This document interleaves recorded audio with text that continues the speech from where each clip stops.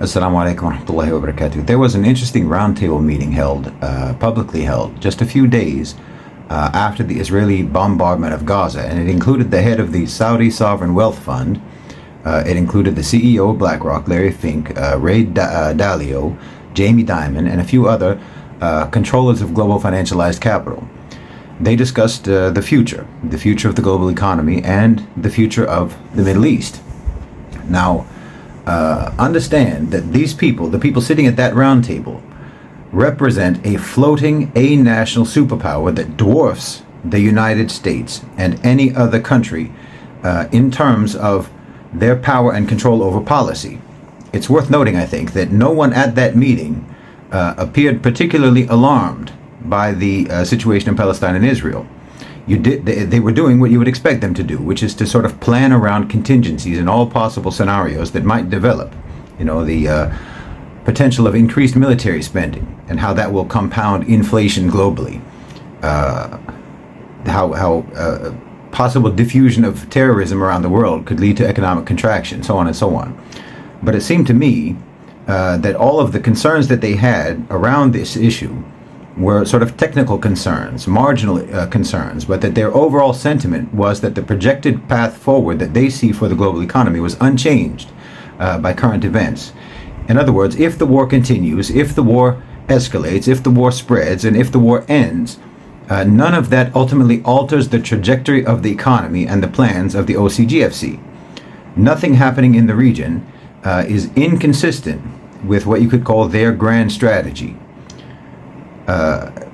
And it's not inconsistent with their desired outcome, the desired outcome of their strategy. Now, in my opinion, if we want to know what their general strategy is and what the outcome is that they are seeking, what the OCGFC are seeking in the Middle East, then I think that that has been articulated and is being articulated by Mohammed bin Salman. Bin Salman is working in conjunction with BlackRock. BlackRock is involved in infrastructure development in Saudi Arabia. And of course, the CEO of Aramco has recently been appointed to the BlackRock board of directors. So there is coordination going on here. It seems to me that bin Salman has recruited BlackRock so as not to agitate BlackRock. It's a strategic alliance on his part, considering the fact that he's also working closely with China and working closely with Russia in pursuit of his expansion of his sphere of influence in the region.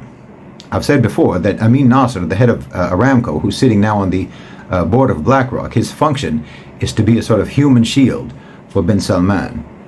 So with regards to bin Salman, I would put it uppermost in your mind that MBS primarily wants his dominion over the region, and he's allied with BlackRock for that pursuit. This will obviously mean that BlackRock will have a role in that project, that regional project. And ultimately, what he wants is stability, security, and prosperity for the region. But he wants all of that under his management. And he doesn't want any rivals or any competitors in the whole region. And that includes Iran, and that includes Israel, and that includes the United States. When he says that the Middle East is going to be the new Europe, he didn't say that unilaterally. This is very likely a plan of the owners and controllers of global financialized capital, and that necessitates a resolution to the Palestinian-Israel conflict, and ultimately a one-state solution, though I don't think that that's something that he himself has in his mind right now. But it is ultimately the only solution that will genuinely allow the region to ever be stable.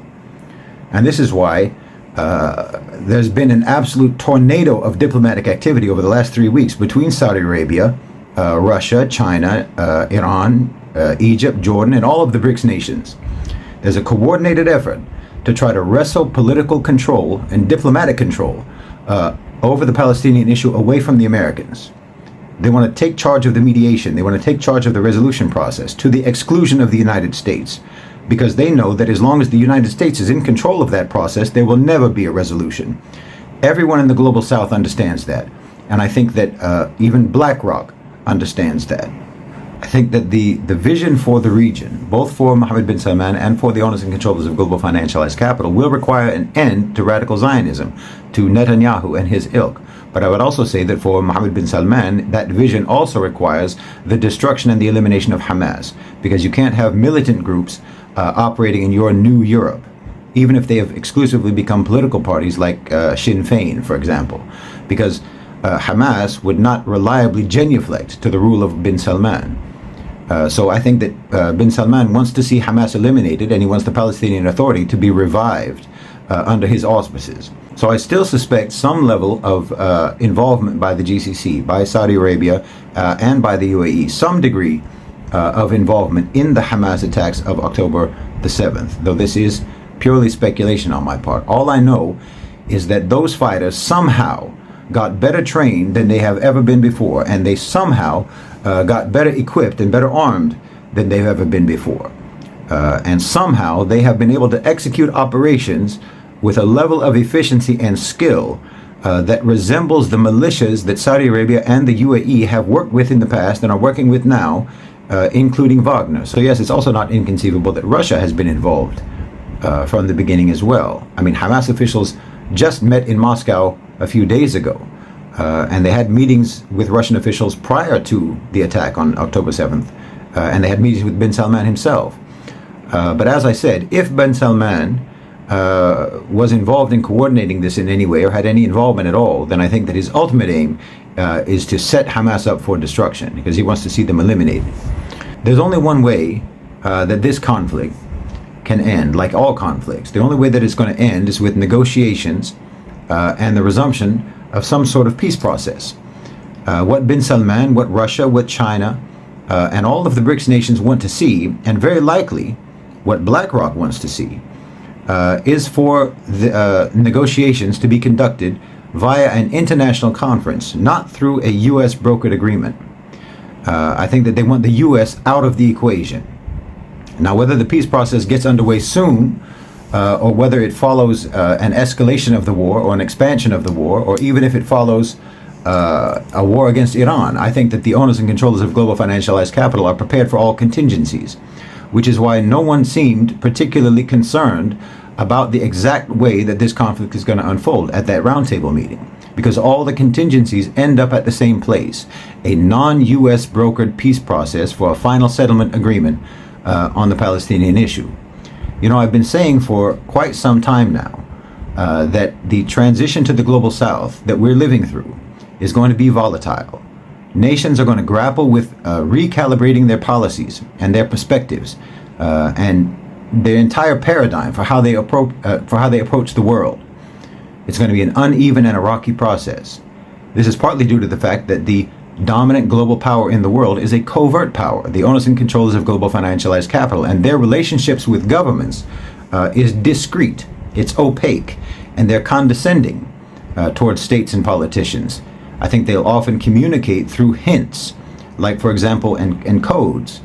Like, for example, Larry Fink of BlackRock likes to talk about how he cares about peace and the environment and so-called woke values and so on. Well, obviously, Larry Fink doesn't care about any of these things. That's business code. When he says peace, it means defense spending, which could very well mean war as a pretext for increased defense spending. So when he says war, when he says peace, when he says he wants peace, what he actually means is he wants war. It's a business code. So government officials are like a spouse who's trying to figure out what their spouse wants without them ever being told directly what it is. They're just trying to figure it out. So they have to rely on their past experience and how they think that the relationship works, but it's not based on actual information. So they try to figure out what they're supposed to do to make their spouse happy without ever being told explicitly what it is. They just have to guess. And that's based on how their relationship has been in the past. But the relationship now between the owners and controllers of global financialized capital and governments, that relationship has changed. And herein lies the problem. I don't think, for instance, that the Pentagon itself has any clear understanding of why they're building up forces in the Middle East right now. Israel doesn't have a plan. They don't know what they're supposed to do next. But everybody knows, Washington knows, that Iran has always been in their sights, has been in their sights for a long time. So everyone's wondering, is that what we're doing now? Is that what we're supposed to do now? Is that happening today? And I legitimately don't think that the Biden administration has an answer. They're operating on learned reflexes, embedded institutional reflexes, both Israel and Washington. They don't know what to do, if they're supposed to do a ground invasion or not. They don't know how far they're supposed to go. They don't know if they're supposed to continue with bombing, just carpet bombing, or if they're supposed to do hostage extraction. and they don't know what they're supposed to do if they're going to attack Iran. Are they just supposed to hit the nuclear sites? Are they supposed to do a regime change? Is it going to be an invasion and occupation? There's no clear objective, neither for Gaza, nor for Iran, nor for Lebanon, nor for Syria. And that's because, one, the United States and Israel have become terrible at diplomacy and communication. They're just operating on embedded reflexes without any understanding of where they are, or what the situation is, or what the conditions are that they're dealing with.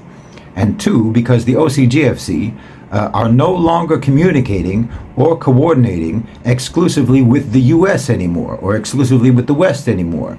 They're making plans with each other. And the Americans and the Israeli government are informed on a need-to-know basis. And this is why the United States has suddenly started talking about a long-term resolution to the Palestinian issue. When's the last time you heard them talk about that? But that's because they can see that control over the diplomatic process is slipping from their grasp. Russia, China, Saudi Arabia, and all of the BRICS nations have been united in calling for a lasting solution, and they blamed the current conflict on the lack of a lasting solution to the Palestinian issue. Everyone voted for the Russian resolution calling for a ceasefire, including Saudi Arabia and including the UAE and even France. And nobody voted for the US resolution at the UN. And China, Russia, Saudi Arabia, and all the BRICS nations are calling for an international peace conference to address the Palestinian issue. And this reflects, in my opinion, the preference of the owners and controllers of global financialized capital. You know, there's a saying in the US that you dance with the one who brung you. Well, the US established the OCGFC. They built the OCGFC. They built private sector power. And they're the ones who brought them to the dance. But now they look around and see that the OCGFC are not dancing with the one who brung them. And they're afraid that they're going to get left standing alone at the party. Because the OCGFC, the owners and controllers of global financialized capital, don't like you like that anymore. So now, the danger is that America is going to act like someone's impotent ex, who is in a desperate and drunken stupor, and who thinks that the only way he can win his girl back is by smashing things and starting a brawl and getting dramatic. I've said it before, and I'll repeat it again now. The power and influence of the West, and specifically of the United States, is going to perish in the bombardment of Gaza. They're going to lose control of the Middle East, no matter whether they expand the war or not. No matter if they attack Iran or not, the end result is going to be failure and humiliation. And the whole world is going to walk away from them. Jazakumullahu khairan wa assalamu alaikum.